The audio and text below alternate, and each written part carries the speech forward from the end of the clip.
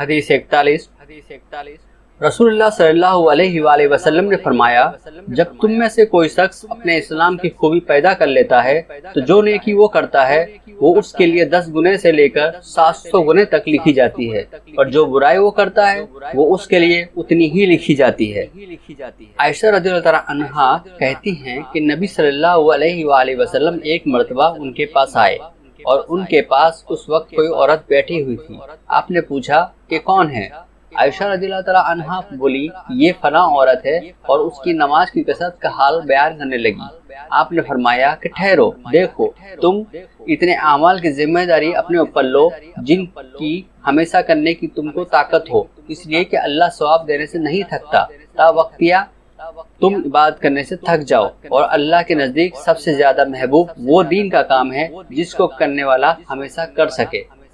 आप सल्लल्लाहु अलैहि वसल्लम ने फरमाया कि जो शख्स ला इलाहा इल्लल्लाह कह दे और उसके दिल में एक जो के बराबर नेकी ईमान हो, वो दोजख से निकाला जाएगा, और जो ला इलाहा इल्लल्लाह कहे और उसके दिल में गेहूं के एक दाने के बराबर खैर ईमान हो, वो भी दोजख से निकाला जाएगा। और जो शख्स ला इलाहा इल्लल्लाह कहे और उसके दिल में एक जर्रा बराबर नेकी ईमान हो, वो भी दोजख से निकाला जाएगा। अबू अब्दुल्ला ने कहा कि अबान ने बरिवायत फतादा इन नबी सल्लल्लाहु अलैहि वसल्लम से बजाय खैर के ईमान का लफ्ज़ रिवायत किया है।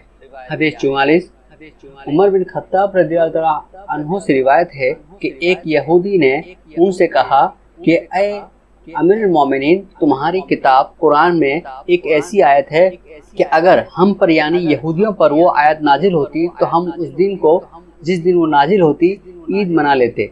अमीरुल मोमिनीन ने पूछा कि वो कौन सी आयत है? यहूदी बोला, अल-यौमा अकमलतु लकुम दीनुकुम। हजरत उमर रज़ियल्लाहु अन्हु ये सुनकर कहने लगे कि बेशक हमने उस दिन को और उस मुकाम को याद कर लिया है जिसमें यह आयत नबी सल्लल्लाहु अलैहि वसल्लम पर नाजिल हुई। आप उस दिन अरफा में मुकीम थे और जुम्मा का दिन था।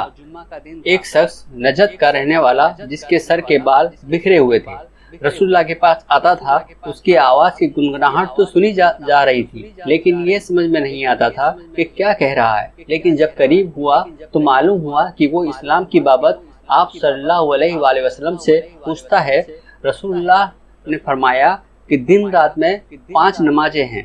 वो शख्स बोला कि क्या उनके अलावा भी कोई नमाज मेरे ऊपर फर्ज है? आपने फरमाया नहीं, मगर ये कि तू अपनी खुशी से पढ़े। फिर रसूलुल्लाह ने फरमाया, या रमजान के रोजे। उसने अर्ज किया कि उसके अलावा और रोजे भी मेरे ऊपर फर्ज हैं? आप सल्लल्लाहु अलैहि वसल्लम ने फरमाया, नहीं, मगर ये कि तू अपनी खुशी से रखे। तलहा रज़ियल्लाहु अन्हु कहते हैं कि रसूलुल्लाह सल्लल्लाहु अलैहि वसल्लम ने उससे ज़कात का भी जिक्र किया। उसने कहा कि मेरे ऊपर उसके अलावा और कोई सदका भी फर्ज है? आप सल्लल्लाहु अलैहि वसल्लम ने फरमाया, नहीं, मगर ये कि तू अपनी खुशी से दे। तलहा रज़ियल्लाहु अन्हु कहते हैं कि फिर वो शख्स ये कहता हुआ चला के अल्लाह की कसम, ना मैं उस इबादत में अपनी तरफ से ज्यादती करूंगा और ना कमी करूंगा। रसूलुल्लाह सल्लल्लाहु अलैहि वसल्लम ने फरमाया कि अगर ये सच कह रहा है तो कामयाब हो गया। हदीस 46 रसूलुल्लाह सल्लल्लाहु अलैहि वसल्लम ने फरमाया, जो कोई शख्स किसी मुसलमान के जनाजे के हमरा ईमान का काम और सवाब समझ कर जाता है और जब तक उस पर नमाज ना पढ़ ली जाए और उसके दफन से फरागत ना कर ली जाए उसके हमरा रहता है, तो वो 2 हिस्सा सवाब लेकर लौटता है। हर हिस्सा अहद पहाड़ के बराबर होता है। और जो शख्स जनाजे पर नमाज पढ़ ले और दफन के लिए जाने से कब्ल लौट आए तो वो एक कैरात सवाब लेकर लौटता है। हदीस 47 नबी करीम सल्लल्लाहु अलैहि वसल्लम ने फरमाया कि मुसलमान को गाली देना फिस्क है और उससे लड़ना कुफ्र है। हदीस 48 रसूलुल्लाह सल्लल्लाहु अलैहि वसल्लम एक मर्तबा लोगों को शब कद्र बताने के लिए निकले, मगर इत्तेफाक से उस वक्त 2 मुसलमान बाहम लड़ रहे थे। आपने फरमाया कि उस वक्त मैं उस वास्ते निकला था कि तुम्हें शब कद्र बता दूं, मगर चूंकि फला बाहम लड़े इसलिए उसकी खबर दुनिया से उठाई गई और शायद यही तुम्हारे हक में मुफीद हो। اب تم شب قدر کو رمضان کی 27ویں اور 29ویں اور 25ویں تاریخوں میں تلاش کرو۔ حدیث 49۔ ایک دن نبی صلی اللہ علیہ وآلہ وسلم لوگوں کے سامنے بیٹھے ہوئے تھے۔ یکایک آپ صلی اللہ علیہ وآلہ وسلم کے سامنے ایک شخص آیا اور اس نے آپ صلی اللہ علیہ وآلہ وسلم سے پوچھا کہ ایمان کیا چیز ہے؟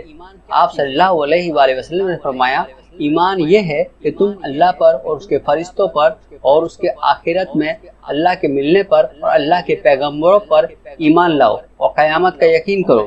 پھر اس شخص نے کہا کہ اسلام کیا چیز ہے؟ آپ صلی اللہ علیہ وآلہ وسلم نے فرمایا کہ اسلام یہ ہے کہ تم اللہ کی عبادت کرو اور اس کے ساتھ شرک نہ کرو اور نماز پڑھو اور زکوٰۃ مفروضہ ادا کیا کرو اور رمضان کے روزے رکھو۔ اس شخص نے کہا کہ احسان کیا چیز ہے؟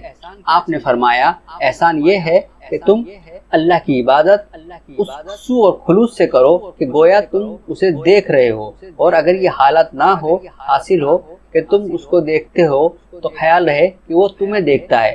پھر اس شخص نے کہا کہ قیامت کب ہوگی؟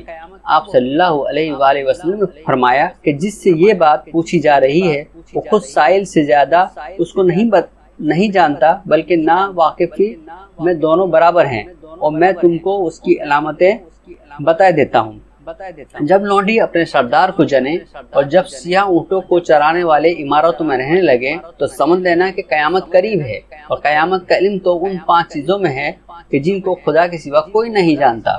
پھر نبی صلی اللہ علیہ وآلہ وسلم نے ان اللہ عندہ علم الساعۃ پوری آیت تلاوت فرمائی۔ اس کے بعد وہ شخص چلا تو آپ صلی اللہ علیہ وآلہ وسلم نے صحابہ سے فرمایا کہ اس کو میرے پاس واپس لاؤ۔ چنانچہ لوگ اس کو واپس لانے کو گئے مگر وہاں کسی کو نہ دیکھا، تو آپ صلی اللہ علیہ وآلہ وسلم نے فرمایا یہ جبرائیل تھے، لوگوں کو ان کے دین کی تعلیم سکھانے آئے تھے۔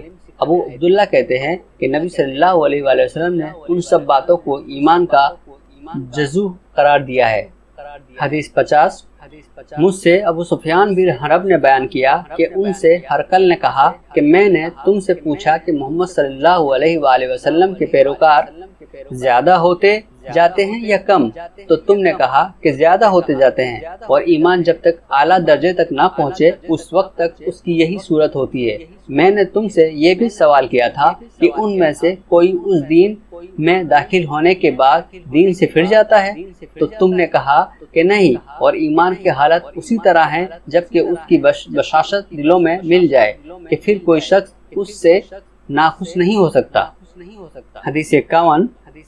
آپ صلی اللہ علیہ وسلم فرماتے تھے کہ حلال ظاہر ہے اور حرام بھی ظاہر ہے، اور دونوں کے درمیان میں شعبہ کی چیزیں ہیں کہ جن کو بہت سے لوگ نہیں جانتے، پر جو شخص شعبہ کی چیزوں سے بچے اس نے اپنے دین اور اپنی آبرو کو بچا لیا، اور جو شخص شعبوں کی چیزوں میں مبتلا ہو جائے اس کی مثال ایسی ہے جیسے کہ جانور شاہی چراگاہ کے قریب چل رہا ہو جس کے متعلق اندیشہ ہوتا ہے کہ ایک دن اس کے اندر بھی داخل ہو جائے۔ لوگوں آگاہ ہو جاؤ کہ ہر بادشاہ کی ایک چراگاہ ہے، آگاہ ہو جاؤ کہ اللہ کی چراگاہ اس کی زمین میں اس کی حرام کی ہوئی چیزیں ہیں۔ خبردار ہو جاؤ کہ بدن میں ایک ٹکڑا گوشت کا ہے، جب وہ سنور جاتا ہے تو تمام بدن سنور جاتا ہے، اور جب وہ خراب ہو جاتا ہے تو تمام بدن خراب ہو جاتا ہے۔ سنو وہ ٹکڑا دل ہے۔ حدیث 52۔ ابو زمرہ رضی اللہ عنہ کہتے ہیں کہ میں ابن عباس رضی اللہ عنہ کے ساتھ بیٹھا تھا تو وہ مجھے اپنے تخت پر بٹھا لیتے تھے۔ ایک مرتبہ انہوں نے مجھ سے کہا کہ تم میرے پاس رہو، میں تمہیں اپنے مال سے کچھ حصہ دوں گا، لہٰذا میں 2 مہینے ان کے پاس رہا۔ بعد ازاں انہوں نے ایک روز مجھ سے کہا کہ قبیلہ عبد القیس کے لوگ جب نبی صلی اللہ علیہ وآلہ وسلم کے پاس آئے تو آپ نے ان سے کہا کہ تم کس قوم سے ہو، یا یہ پوچھا کہ تم کس جماعت سے ہو؟ وہ بولے کہ ہم ربیہ کے خاندان سے ہیں۔ آپ نے فرمایا کہ مرحبا بالقوم، یا بجائے بالقوم کے بالوفد فرمایا، غیر خزایا ولا ندامہ۔ پھر ان لوگوں نے عرض کیا کہ یا رسول اللہ، ہم سوائے ماہ حرام کے کسی اور زمانے میں آپ کے پاس نہیں آ سکتے، اس لیے کہ ہمارے اور آپ کے درمیان کفار مصر کا قبیلہ رہتا ہے، اس سے ہمیں اندیشہ ہے، لہٰذا آپ ہم کو کوئی ایسی بات بتا دیجئے کہ ہم اپنے پیچھے والوں کو اس کی اطلاع کر دیں اور ہم سب اس پر عمل کر کے جنت میں داخل ہو جائیں۔ اور ان لوگوں نے آپ سے پینے کی چیزوں کی بابت بھی پوچھا کہ کون سی حلال ہے اور کون سی حرام، تو آپ نے انہیں 4 چیزوں کا حکم دیا اور 4 باتوں سے منع کیا۔ صرف اللہ پر ایمان لانے کا ان کو حکم دیا۔ آپ نے فرمایا کہ تم لوگ جانتے ہو کہ صرف اللہ پر ایمان لانا کس طرح ہوتا ہے؟ انہوں نے کہا کہ اللہ اور اس کے رسول خوب واقف ہے۔ آپ نے فرمایا اس بات کی گواہی دینا کہ سوا اللہ کے کوئی معبود نہیں، اور یہ کہ محمد اللہ کے رسول ہیں، اور ان کو نماز پڑھنے، زکوٰۃ دینے اور رمضان کے روزے رکھنے کا حکم دیا، اور اس بات کا حکم دیا کہ مال غنیمت کا 5واں حصہ بیت المال میں دے دیا کرو، اور 4 چیزوں میں پانی یا اور کوئی چیز پینے سے ان کو منع کیا، ہنتم سے اور دبا اور نکیر سے اور مشکت سے، اور کبھی ابن عباس مثبت کی جگہ مکیر کہا کرتے تھے، اور آپ نے فرمایا کہ ان باتوں کو یاد کر لو اور باقی لوگوں کو جو اپنی جگہ رہ گئے ہیں ان کو تعلیم دو۔ حدیث 53، رسول اللہ صلی اللہ علیہ وآلہ وسلم نے فرمایا کہ اعمال کے نتیجے نیت کے موافق ہوتے ہیں، اور ہر شخص کے لیے وہی ہے جو وہ نیت کرے، لہٰذا جس کی ہجرت اللہ اور اس کے رسول کے لیے ہوگی تو خدا کے ہاں اس کی ہجرت اسی کام کے لیے لکھی جاتی ہے جس کے لیے اس نے ہجرت کی ہو، اور جس کی ہجرت دنیا کے لیے ہو کہ اسے مل جائے، یا کسی عورت کے لیے ہو جس سے وہ نکاح کرے، تو وہ اس کی ہجرت اس بات کے لیے ہوگی جس کے لیے اس نے ہجرت کی ہو۔ حدیث 54، آپ صلی اللہ علیہ وآلہ وسلم نے فرمایا جب کوئی شخص اپنی بیوی پر ثواب سمجھ کر خرچ کرے تو وہ اس کے حق میں صدقے کا حکم رکھتا ہے۔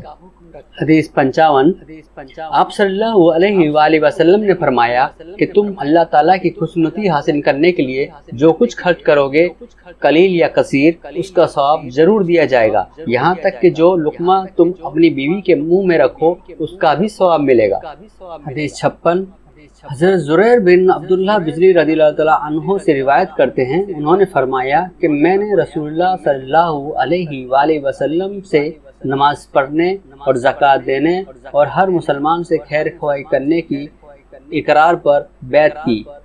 حدیث 57، حضرت زیاد بن علاقہ کہتے ہیں کہ جس دن مغیرہ بن شعبہ کا انتقال ہوا اس دن میں نے زریر بن عبداللہ سے سنا، پہلے وہ کھڑے ہو گئے اور اللہ کی حمد و ثنا بیان کی، پھر لوگوں سے مخاطب ہو کر کہا کہ اللہ وحدہ لا شریک لہ کے خوف اور وقار اور آہستگی کو اپنے اوپر لازم رکھو یہاں تک کہ امیر تمہارے پاس آ جائے، اس لیے کہ امیر تمہارے پاس ابھی آتا ہے۔ پھر کہا کہ تم لوگوں اپنے اوپر مطوفی کے لیے خدا سے معافی مانگو، کیونکہ وہ خود بھی اپنے مجرموں کو قصور معاف کر دینے کو پسند کرتے تھے۔ پھر کہا کہ ایمان اما بعد، میں نبی صلی اللہ علیہ وآلہ وسلم کی خدمت میں حاضر ہوا اور کہا کہ میں آپ سے اسلام پر بیعت کرتا ہوں، تو آپ نے مجھ سے مسلمان رہنے اور ہر مسلمان سے خیر خواہی کرنے کی شرط لگائی، بس میں نے اسی پر آپ سے بیعت کی۔ قسم ہے اس مسجد کے پروردگار کی، بے شک میں تم لوگوں کا خیر خواہ ہوں۔ اس کے بعد انہوں نے استغفار کیا اور منبر سے اتر آئے۔